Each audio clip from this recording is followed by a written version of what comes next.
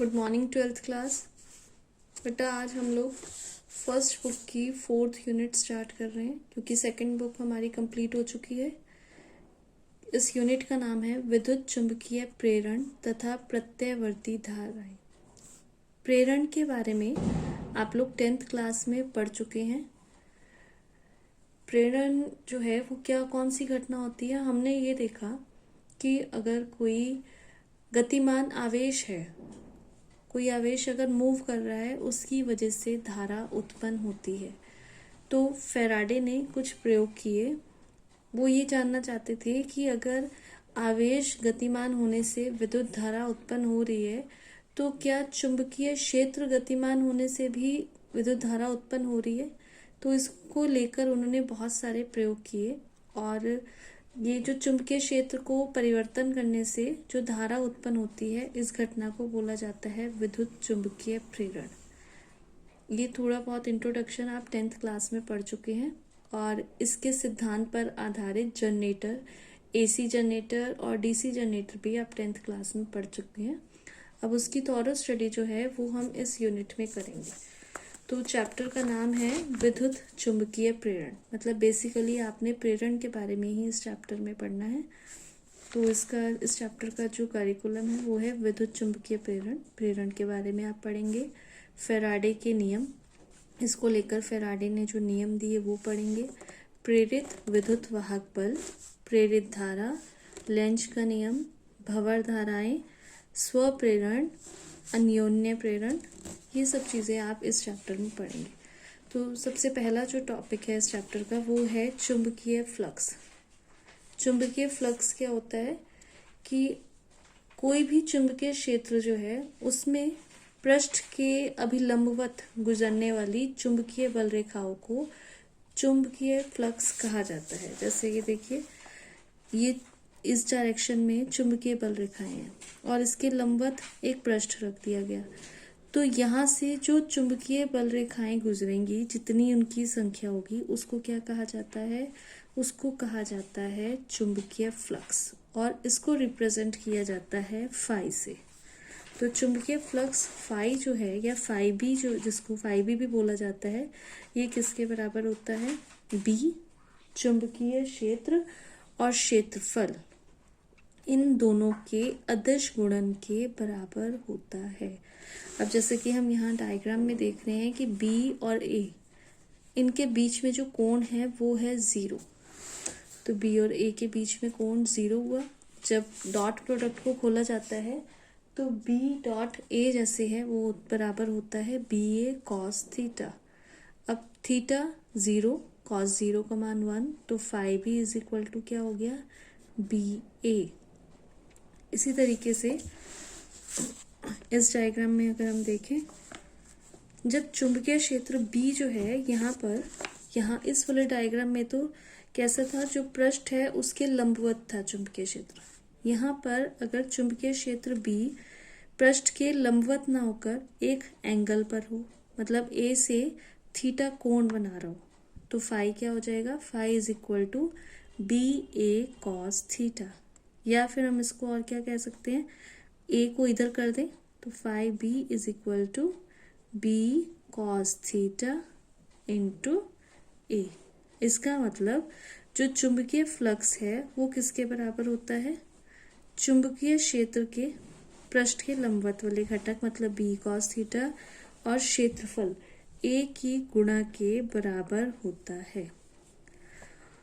अब चुंबकीय फ्लक्स जो है इसका जो मात्रक होता है वो होता है वेबर। तो फाई बी का मात्रक वेबर, बी का मात्रक आपको पता है, बी का मात्रक क्या होता है? टेस्ला भी होता है। तो बी का मात्रक टेस्ला और ए का मात्रक हो गया मीटर स्क्वायर। तो यहाँ से क्योंकि phi B is equal to B dot A है, या B is equal to phi B upon A होता है, इसलिए चुंबकीय क्षेत्र को चुंबकीय फ्लक्स घनत्व भी कहा जाता है। अब इसके काफ़ी मात्रक हैं, एक बार आप देख लीजिए। जैसे मैंने आपको बताया कि जो फाई बी होता है, चुंबकीय फ्लक्स होता है, इसका मात्रक होता है वेबर। और जो बी होता है इसका जो मात्रक होता है टेस्ला भी होता है, इसका मात्रक न्यूटन पर एम्पियर मीटर भी होता है।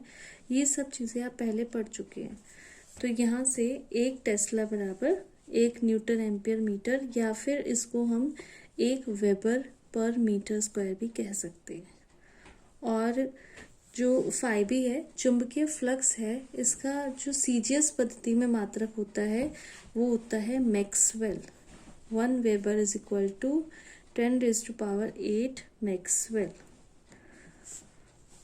और इसकी जो वीमा होती है चुंबकीय फ्लक्स की वो होती है ml2T-2A-1। चुंबकीय फ्लक्स यहाँ पर मैंने आपको बोला कि चुंबकीय क्षेत्र में रखे पृष्ठ के अभिलंबवत गुजरने वाले चुंबकीय बल रेखाओं की संख्या को चुंबकीय फ्लक्स कहा जाता है। अगर आपको ये कहा जाए कि B is equal to 2 weber पर मीटर स्क्वायर है, इस लाइन को एक्सप्लेन करिए। तो इसका मतलब क्या है कि जो B है चुंबकीय क्षेत्र है, उसके लंबवत प्रति मीटर स्क्वायर क्षेत्रफल में से कितनी बल रेखाएं गुजरेंगी? इसमें से 2 बल रेखाएं गुजरेंगी। तो इन रेखाओं को हम क्या कहते हैं? फ्लक्स रेखाएं। इसी तरीके से अगर मैं आपको कह दूं कि B जो है वो है 5 वेबर, वेबर को हम WP लिखते हैं, पर मीटर स्क्वायर है। तो इसको एक्सप्लेन करें तो इसमें इसका मतलब क्या है कि B यानी कि चुंबकीय क्षेत्र के लंबवत प्रति मीटर स्क्वायर क्षेत्रफल में से 5 बल रेखाएं गुजरेंगी।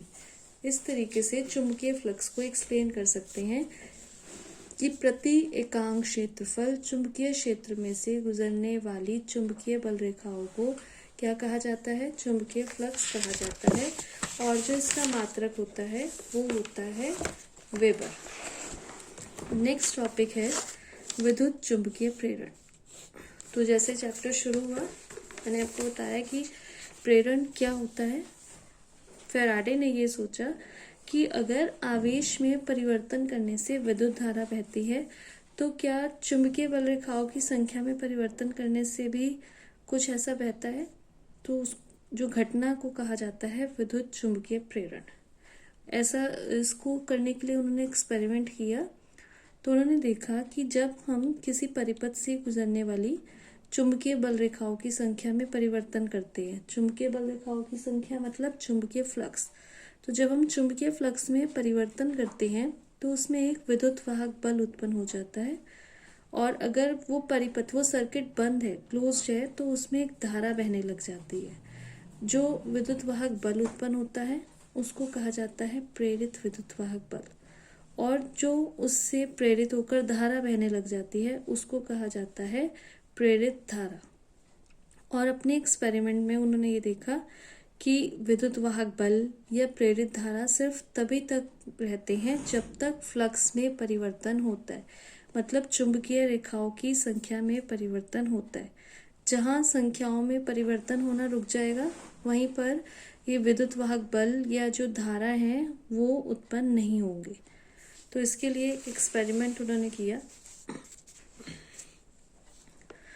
एक कुंडली क्या होता है? मतलब तार को अगर हम इस फॉर्म में मोड़ लें तो एक कुंडली ली, और कुंडली के जो दोनों सिरे थे, मतलब तार के जो दोनों सिरे थे, उसको एक धारा मापी से जोड़ दिया। धारा मापी गैल्वेनोमीटर आप पढ़ चुके हैं।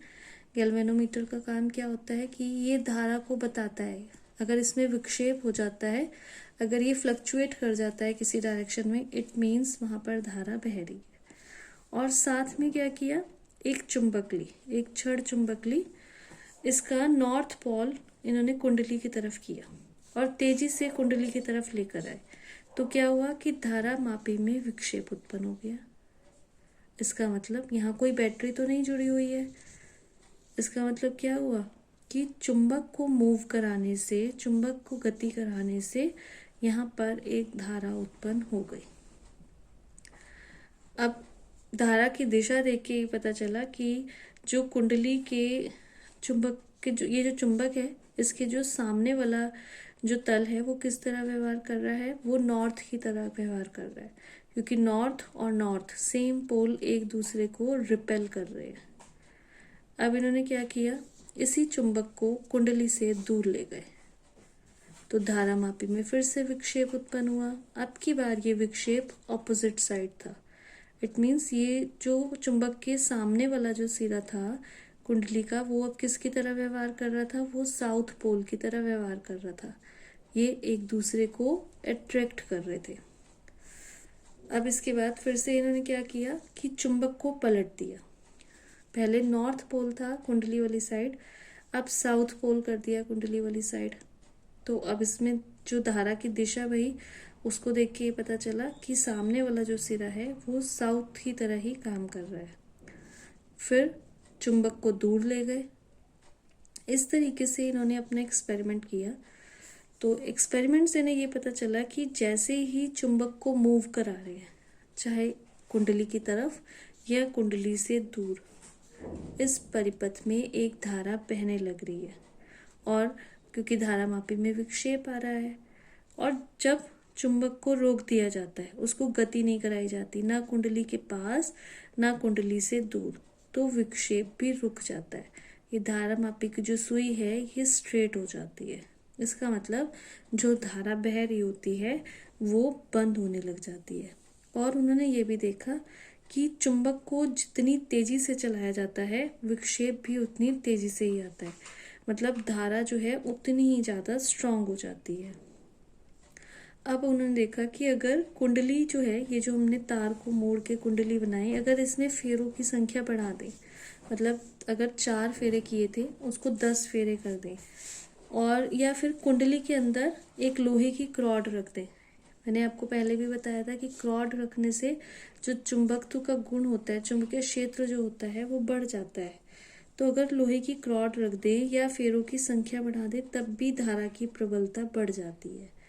और अगर कुंडली के साथ एक उच्च प्रतिरोध जोड़ दें, यहाँ कुंडली के साथ एक रेजिस्टेंस भी जोड़ दें, तो प्रतिरोध क्या करता है, धारा का विरोध करता है, तो धारा कम हो जाती है। तो एक एक्सपेरिमेंट ये कि कुंडली कांस्टेंट है, चुंबक को मूव करा रहे हैं, ऐसा करने से धारा भई। नेक्स्ट टाइम उन्होंने क्या किया कि चुंबक कांस्टेंट रखी और कुंडली को मूव कराए। एक बार कुंडली इधर ले गए, एक बार कुंडली को चुंबक के पास ले गए, तब भी धारामापी में विक्षेप आया। इसका मतलब कि जो कुंडली में धारा बहती है, वो कुंडली और चुंबक के बीच, दोनों के बीच कोई भी गति करे, चाहे कुंडली गति करे चाहे ये चुंबक गति करे, दोनों में से किसी एक की गति करने से धारा बहने लग जाती है। नेक्स्ट है लेंज का नियम। लेंज का नियम जो है ये विद्युत चुंबकीय प्रेरण के नियम में ही आ जाता है, इसलिए मैं पहले आपको विद्युत चुंबकीय प्रेरण का नियम ही बता रही हूँ। ये इंपॉर्टेंट है, फैराडे के विद्युत चुंबकीय प्रेरण के नियम। फर्स्ट नियम ये कहता है कि जब किसी विद्युत परिपथ में जो चुंबकीय फ्लक्स है उसमें परिवर्तन होता है, तो विद्युत परिपथ में एक विद्युत वाहक बल उत्पन्न हो जाता है। और ये विद्युत वाहक बल जो है ये किसके बराबर, उसका परिमाण किसके बराबर होता है, चुंबकीय फ्लक्स के परिवर्तन की ऋणात्मक दर के बराबर होता है। अब यहाँ ऋणात्मक का मतलब क्या है, ऋणात्मक इसलिए क्योंकि जो प्रेरित विद्युत वाहक बल जो उत्पन्न होता है वो हमेशा क्या करता है, फ्लक्स परिवर्तन का विरोध करता है। तो क्या कहता है प्रथम नियम कि जो विद्युत वाहक बल उत्पन्न होता है फ्लक्स में परिवर्तन करने से, वो किसके बराबर होता है, फ्लक्स में परिवर्तन की ऋणात्मक दर के बराबर होता है। E is equal to minus delta phi B upon delta T. और अगर हम लिमिट कर दें तो E is equal to minus D phi B upon D T. और माइनस का साइन क्या शो करता है कि जो विद्युत वाहक बल, जो इंड्यूस्ड इलेक्ट्रोमैग्नेटिक फोर्स जो यहाँ पर हुआ है, उत्पन्न हुआ है, वो फ्लक्स परिवर्तन का विरोध करता है। जहाँ पर फाई का मात्रक मैंने आपको बताया वेबर है, टी समय है, तो ई जो विद्युत वाहक बल है ये वोल्ट होता है।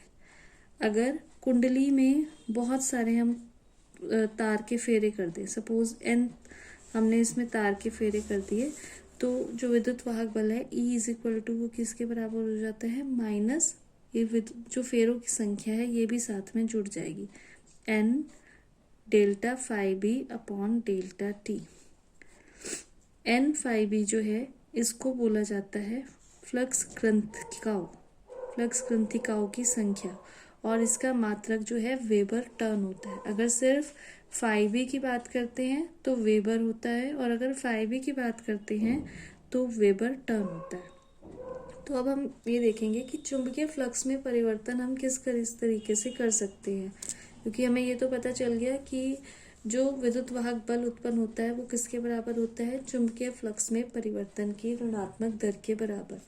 अब फ्लक्स में परिवर्तन हम किस तरीके से कर सकते हैं। सबसे पहले अगर चुंबकीय क्षेत्र को परिवर्तित कर दें तो फ्लक्स में परिवर्तन कर सकते हैं, जैसे कि डेल्टा फाई जो है वो किसके बराबर है, phi two minus phi one. अगर हम चुंबकीय क्षेत्र को एकदम से हटा लें तो फाई टू क्या हो जाएगा, जीरो हो जाएगा। Zero minus B A is equal to minus B A. अगर हम कुंडली को चुंबकीय क्षेत्र में घुमा दें, एक तो हम चुंबकीय फ्लक्स में परिवर्तन कर सकते हैं चुंबकीय क्षेत्र परिवर्तन करके, दूसरा हम कर सकते हैं कुंडली को घुमा दें। अगर सपोज हमने कुंडली को चुंबकीय क्षेत्र में 90 डिग्री घुमा दिया तो phi two is equal to B A cos theta होता है। 90 डिग्री घुमाने का मतलब B A cos 90 which is equal to 0। तो delta phi is equal to phi two minus phi one, phi two 0 है, 0 minus B A minus B A. इसी तरीके से अगर हम कुंडली को 180 डिग्री घुमा दें, पहले हमने 90 डिग्री घुमाया था, अब 180 डिग्री घुमा दें तो phi two is equal to B A cos 180 is equal to minus B A. तो delta phi is equal to phi two minus phi one, phi two का मान minus B A, phi one का मान पहले ही minus B A, minus B A is equal to minus 2 B A. तो flux में परिवर्तन हम किस तरीके से कर सकते हैं, एक तो चुंबकीय क्षेत्र में परिवर्तन करके, एक इस तरीके से चुंबकीय क्षेत्र को परिवर्तित करते हैं, और तीसरी जो चीज है वो है अगर हम क्षेत्रफल ए बदल दें, चुंबकीय क्षेत्र का क्षेत्रफल ए बदल दें। जैसे ये है, अगर हम कुंडली को चुंबकीय क्षेत्र से बाहर खींचेंगे तो क्षेत्रफल चेंज हो जाएगा, या फिर कुंडली को चुंबकीय क्षेत्र के अंदर धकेलेंगे तब भी क्या होगा, क्षेत्रफल चेंज हो जाएगा। तो इससे भी हम फ्लक्स में परिवर्तन कर सकते हैं। तो 3 मेथड से हम फ्लक्स में परिवर्तन कर सकते हैं। ये फैराडे का पहला नियम। और फैराडे का दूसरा नियम, जैसा मैंने पहले भी बताया कि फैराडे के नियम इम्पॉर्टेंट है। फैराडे का दूसरा नियम ये कहता है कि जो परिपथ में प्रेरित विद्युत वाहक बल और प्रेरित विद्युत वाहक बल के उत्पन्न होने से जो धारा उत्पन्न होती है उनकी दिशा सदैव ऐसी होती है कि वो उस कारण का विरोध करती हैं जिसके कारण वो उत्पन्न हुई है। मतलब विद्युत वाहक बल और धारा की दिशा हमेशा ऐसी होती है कि वो उस कारण का विरोध करे जिससे वो स्वयं उत्पन्न हुई है। इसे कहा जाता है लेंज का नियम। ये फैराडे का दूसरा नियम भी है, और अगर सिर्फ लेंज का नियम आएगा तो आपको ये नियम ही बस लिखना है। अब प्रेरित विद्युत वाहक बल, प्रेरित धारा और प्रेरित आवेश के लिए जो डेरिवेशन है, सिंपली इसका फॉर्मूला आपको न्यूमेरिकल में यूज कर सकते हो। तो E इज इक्वल टू जो हमने पढ़ा अभी पीछे, minus N delta phi B upon delta T. यहाँ माइनस का सिर्फ इतना ही रोल है कि माइनस ये बताता है कि विद्युत वाहक बल जो है फ्लक्स परिवर्तन का विरोध करता है।